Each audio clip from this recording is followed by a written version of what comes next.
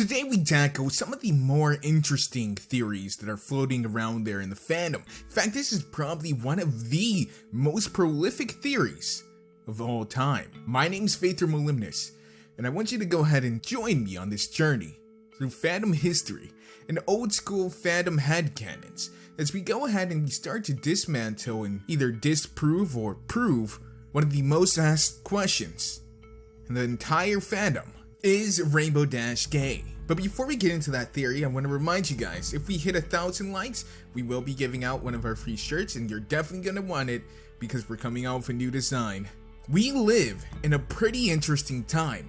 We have the most diverse and unique cast of characters and shows that we've ever had before. And yet, it's the same diversity and broad general appeal that has restricted creativity. It's diversity, but at the cost of diversity.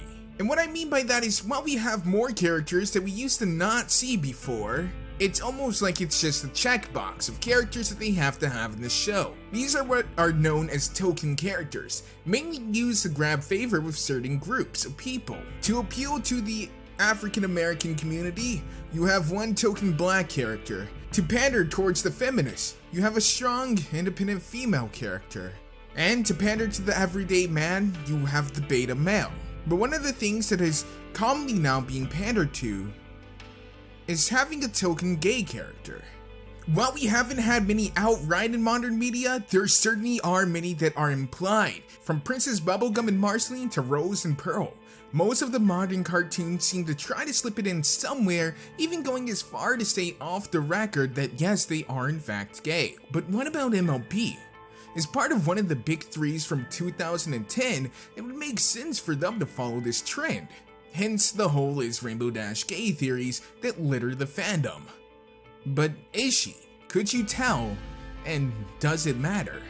A little background for the few of you out there who don't know who Rainbow Dash is. She's the tomboy of the group, being more obsessed with sports than being cool, while actively avoiding anything girly or what she deemed nerdy and uncool. While Applejack, another member of the main six, could also be put in that tomboy camp, she's far more leaning towards the typical country female, who simply is more practical than anything and only works out in the same capacity as Rainbow Dash due to her hard labor-intensive job. She's also prideful, and despite it having the word pride, there's no queens on this float or in this scenario, but an ego that she wishes to maintain, which causes her to clash with Dash in competitions and feats of strength.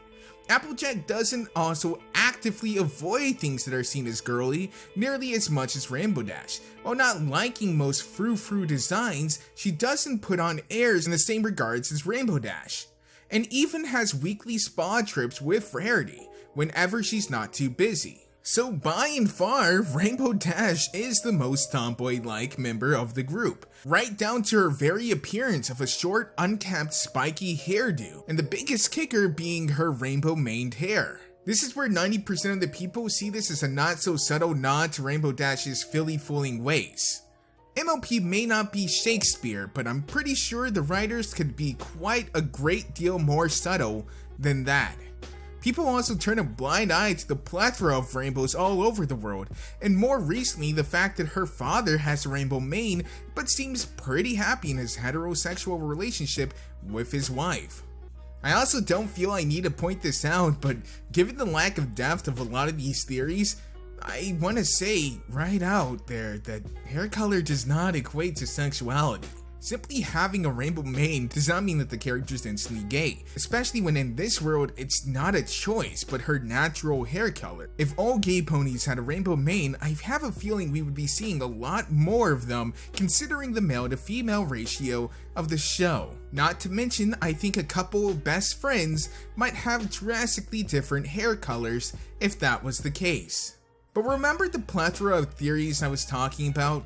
Yeah, let's go through two of the most popular, one being from the defunct channel RL Yoshi's Cutie Mark Laboratories, in which he spends 7 minutes to say, well, nothing really, but he brings up one scene in which Rainbow Dash has her wings extended after seeing Pinky appear from a clamshell in a somewhat racy outfit. He acknowledges the look of confusion that she has, but has already equated the wings to being caused by sexual arousal, pretty much following the whole meme of wing boners.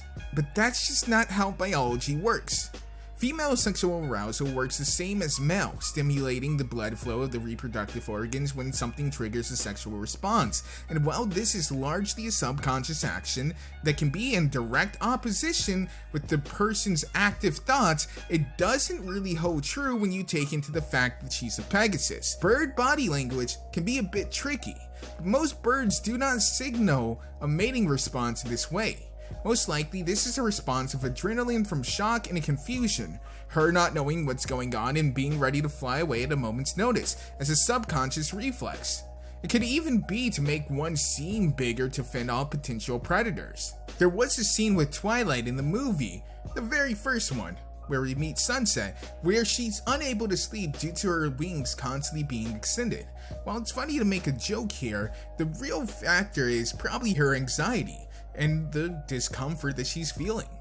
And because of that, she's unable to fully relax and she's still stuck in that fight or flight mode. But Rainbow Dash is an evolved species. I hear you typing angrily over your Overwatch Edition keyboard covered in Pop-Tart crumbs. And while that's true, that doesn't mean she wouldn't have these primitive instincts intact. Look at humans, for instance. We have a built-in teaching measure for self-defense: tickling.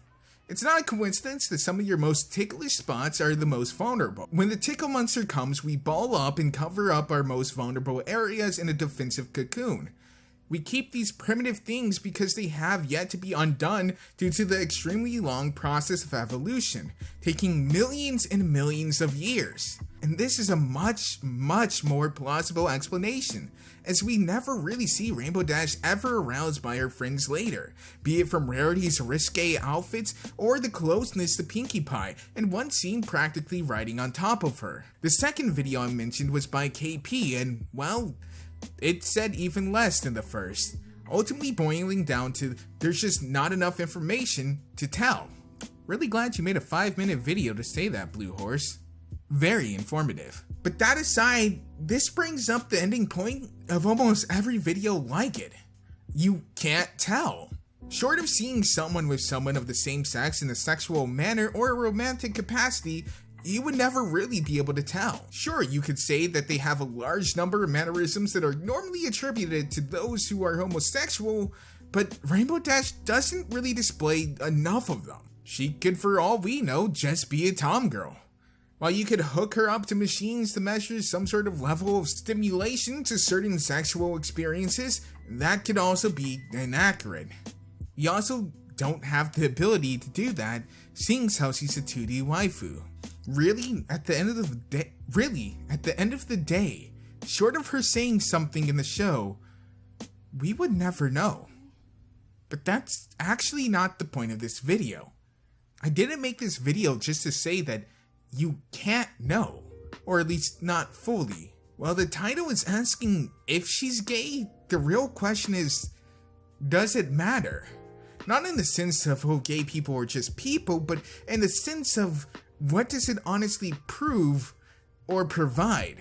With other shows, these are large moments and story arcs, dealing with potential love interests, covering complex roller coasters of emotions that both characters go through. But that simply doesn't happen here.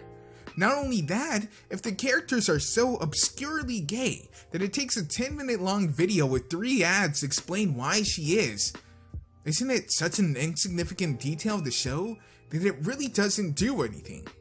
Let's say you wanted more representation of gay characters in TV.